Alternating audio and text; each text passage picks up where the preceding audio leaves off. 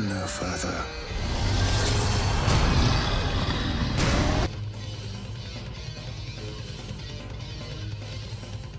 Alright, and that's episode 2. So we just finished episode 2. Got to see more of Alucard and Trevor and more of the council. I have my notes. You have your notes. I boy. made notes this time, just All because right. there were some things I wanted to talk about. Alright. Hold on to your butt. Let's hit story beats first, just Okay. for shits and giggles. The trio, obviously. You Yeah. know, we got a bit more of Trevor and Sypha and Alucard. They all work well and together. I really Off together. I mean, they don't work well yeah. together. Trevor and Alucard hate each other. They hate each other, but at the same time, it's just like we have this camp scene with them and these interactions with them where they talk and they obviously get to know each other a little better, and you definitely start seeing the dynamic of these characters a bit more. And you pointed out something. I don't think Trevor hates anybody more than himself. he hates himself. Yeah, It's so he obvious. gives everyone else shit, but he honestly, at the end of the day, cares about others. But he honestly hates himself. He hates himself. He hates. He gives everybody trouble. He makes jabs at everybody that are obviously joking. Yep. And then like Alucard will say something as a jab to him, but it will be the end of the conversation. It's clearly something that stings more than anything else, and he'll take it and like turn it to himself. Yep. And it's like, my God, he really hates himself. This poor guy honestly hates himself. Well, I mean, he's part of a very famous family, but he's got the shit end of the stick, so it's just like he can't live a on. famous family, an infamous family, because at this point, like, the church excommunicated him, burned the house down, and we don't really know when he lost his family. Yeah, we don't know. Like, we have little hints even in this episode that he was obviously young, and that was something that I think was touched on in the last episode when he was talking with Sypha. Yeah. She's used to being nomadic and always with her family. He's been alone for a long time. Yeah. Which is something else that I find real interesting with the three of them, is that their differences, the way they mirror each other. And, I made this comment last season too, like Trevor was like an interesting mirror of Dracula. Yes. I said he was an interesting like mirror Yeah, I image think of my it. words were Trevor's the idealist, Dracula's the extremist. They share similar ideals, but Dracula lost his way and he's going like overboard. Trevor is an isolationist. He doesn't want to be a part of it anymore. Dracula, I agree with your statement, as an extremist. He wants to see it all just go away. Yeah. I think with the way Trevor's development's going is like it's going to be the man that Dracula wanted to be, the man that Lisa wanted him to be. That might be how Trevor turns out. If not Trevor, definitely Alucard. Trevor is becoming the man he's supposed to be. Yeah. Is the thing. That's because, when you're playing a game, it's that character from the start. But we need to get into that point. And that development of, in the first season, getting him to the point where he's willing to work for others. And this season, working with others. And getting him to that point where he's okay enough with himself to take on Dracula. I think that's a big thing for his character. And I think the start of that is going to be opening himself up to Alucard and Sypha. Yeah. Because obviously, like, again, he butts heads with Alucard, and he's got an interesting rapport with Sypha. Yeah. And it's like, it's very obvious, again, those counterpoints, those mirror images of other characters are playing into it. His differences with Alucard and his differences with Sypha. And it's an interesting way to flesh out the characters. But that actually brings me to my next point, which, because again, we're sitting here and we see how they converse with each other and whatnot, but they have this moment when they're on the road, and Alucard has this great speech where he's talking about his father and the utter destruction that he could cause. And I'm like, oh my God, that is haunting. Yeah.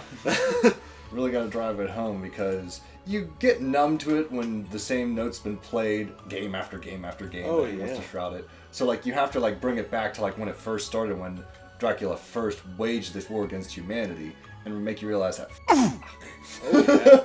And that's why I like how dark and like intense it gets when the action really happens. It's like they're pulling no punches. This is a massacre. This is global extermination. Really good with like really making it feel like here we are. This is what we got to hit. And that's what like the violence is earned here and it's deserved. Which brings me to my next point of the fight and the abilities and watching these characters work together to fight the monsters on the road. Yeah, it's not just one ability, just it's like being spammed. And that's something else too, to see how well these characters work together. And you know, the fight itself is just awesome to begin with. Oh, it's great. Even tying in the details of the monster fighting. Slogra and Gaibon. Woohoo! Thank God they're here. We got them. But not just that, but they took... Gaibon likes to like lift Slogra in like Symphony of the Night or like Dawn of Sorrow when you face him. And like he'll like drop him and he comes down with the spear and they adapt that. And I'm just like, that's good. Paying attention to those little things, even with those the monsters. Little tiny details, and this was a big thing we wanted in season 1 was more Castlevania monsters. Yes. So the fact that they're able to pick monsters so far, we'll see how this goes in further episodes. But picking monsters that are from the games and finding ways to incorporate them into this world is awesome. And then the way our characters interact and fight with them, which is beautiful fight scenes, and at the same time it's like you take the way like Alucard fights in Symphony of the Night and how you illustrate that, and then Sypha, how her magic works in the relation of the fight, and how she's able to manipulate fire so interesting, and we saw how she manipulated ice in the first season. We did. So we got one more big spell, and that's that lightning spell. That's lightning. I'm wondering where that's going to come in. I know they're kind of playing with it a bit more, that she has a bit more ability than that. Yeah. But we need to see the lightning spell. We do. But that's just the fan point. Okay. But even like, you know, Trevor's whipping and whatnot, you know, the fact that it's just like, the whip is such an unconventional weapon. And the way that he uses it in the fights, and the way that he uses it almost to improvise some things, like how he takes Slogra's spear. You know, it's just like it's fascinating to me to watch it all come together and how right it feels. Though, yeah, you know, it's not like it seems unusual, but it feels right. Yeah, it feels right in that universe. So, Help me! I told you. By the way, the animation is like top notch. You can definitely tell that like the first one was just like... designs have greatly been increased in this season. From the coloring to the details in the background, where it was just kind of like washed out a little bit, not too focused. Everything seems much more cohesive in this season. Which I'm not sure if that was just like from them looking at season 1 and the critical reception of season 1. It could be that. Things people said, or if they just had more money. It could be a combination of both. I don't know, because personally, like, I'm liking how the animation is looking so far. Like, I feel that it's definitely better than season 1. Like, even the fight scenes seemed a bit more easier to follow rather than, because I remember the Cyclops fight in season 1 seemed, it was good, it was action packed, but something about it just seemed off to me, whereas this seemed much more natural in the terms of the design of the show. Well, that's good. I'm also loving the fact that orange is not the primary color and washing everything out like crazy. Yeah. Because that bugged the hell out of me rewatching season 1. I'm still on about it, and I'm glad that I really haven't seen a lot of orange this season so far. Alright, so not much orange. And so visually it's good, and also the audio. Oh my god, the sound mixing is so much better. Nobody's whispering. No one's whispering. We hear everyone clearly. Better. And this actually brings me to my other complaint about season 1 that I had rewatching it, and that was the pacing. Okay. I felt that, like, you know, the first episode is entirely Dracula's entire time, but then you don't see him the rest. No, you don't. Season 2 so far has been doing a really good job of, like, going even back episode and forth. 1, like, we have to set up Dracula and the War Council, but we still have some good moments with Trevor and Sypha and Alucard. Yeah. And in this episode, same thing. We have a good bit of Trevor, Sypha, and Alucard a few different times, and then we go back to the war room, which brings me to Carmilla, who's yet introduced in this episode. She was introduced in this episode. Oh my god. She's great. She is a hell of an entrance. She might steal this season. It's possible because she has the power to do so. It's like she's pulling strings, she's manipulating not just Dracula, but also Hector, because she wants his opinion. She I is think she's starting gonna to pull fuel that string. the headbutting between Hector and Isaac. That's what I'm thinking as And well. like, to bring me to Isaac, I like this character because I'm finally seeing a reason why he's so goddamn loyal to Dracula. Yes. And that was a question that I had with Curse of Darkness, and this kind of answered that story. I'm like, okay, I could see why this person would be this loyal to Dracula. Like I'm sitting there if and after he dies, he's going to be like, I'm really pissed at you, Hector. This was my one chance to like get back at humanity, and you took that away from me. So this is all going to be very interesting. He is intensely loyal. And we haven't seen much of why Hector's so loyal to Dracula, but at the same time, going back to that whole, like, the mirror images thing, I'm kind of understanding what they're doing with Isaac now. Yeah. Because, like, you look at Hector, he works in a tower. You know, he's surrounded by all the pets that he keeps. Yes. He's surrounded by life. Yeah, he's surrounded by life. And forces new life into them. And he's brought, you know, the corpses of the victims and whatnot, and he does his devil forging, and he brings life to them. And then, as a counterpoint, we see Isaac in this episode, and where is he? He's in the dungeon. Yeah, he's in the dungeon. He chooses, like, self-mutilating himself. Here's Hector, here's Isaac. Yes. Down in the dungeon. Self-mutilating himself. You know, just, granted, instead of it being like a masochist, yeah, not a masochist. I enjoy hurting myself. It's more no, it's a purifying. Yes, thing. it's a purity thing. And it's more about the aspect of Hector sees some kind of good in the world. He definitely feels that humans are a blight, but he sees some good in the world. He sees good in the world. Isaac I don't think does he not. sees anything in the world. I think what he sees, and I think that it might be an interesting, I don't know. We'll see going forward. But like, I'm happy that like there's more from the villain side now that we're seeing. We're seeing some really which is interesting so aspects important, of and I think like the Devil Forge Massacre was a great decision. Oh my god, because it really helps with like having more on just Dracula being a sympathetic villain, but having more behind that, and like the way the whole thing's gonna work, and how Carmilla is gonna like conspire against everyone to get her own way. It's so... We got like a Game of Thrones shit going up here. Yeah. The battle for the brooding throne. Exactly. The battle for the brooding throne. That is what this is. Because you know what? She comes in and she just challenges Dracula right in the middle of the war room.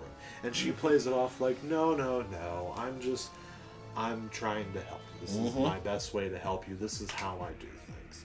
And I don't know if he fully believes her, but I don't think he's that gullible. He's willing to roll with it. Yeah, he's going to roll with it for now. But I think it's just a great little point. It's just like, yeah, Dracula's intimidating enough that he could really frighten all these vampires to follow him. You know, he's so much stronger. Yes. And then you have Carmilla, who, you know, from a real world perspective, her character was from a French novella that precedes the Dracula novel. Yes.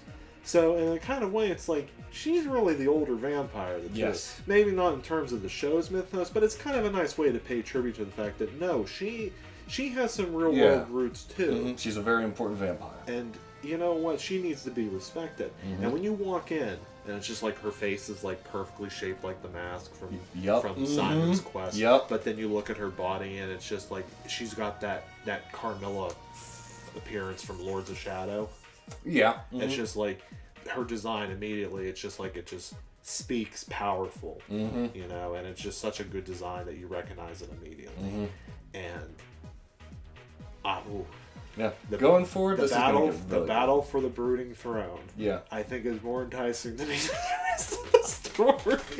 Well, we'll see, because it's going to be interesting when they cross paths at the house that they're going to, because I think it's going to happen. Because she obviously wants to, you know, get rid of the tools that could kill them. Send some people to the house, which is obviously where our heroes are going. They're going to the house, and you know, she obviously.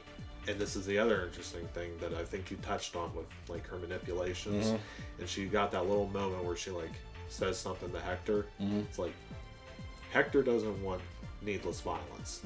He doesn't want needless violence.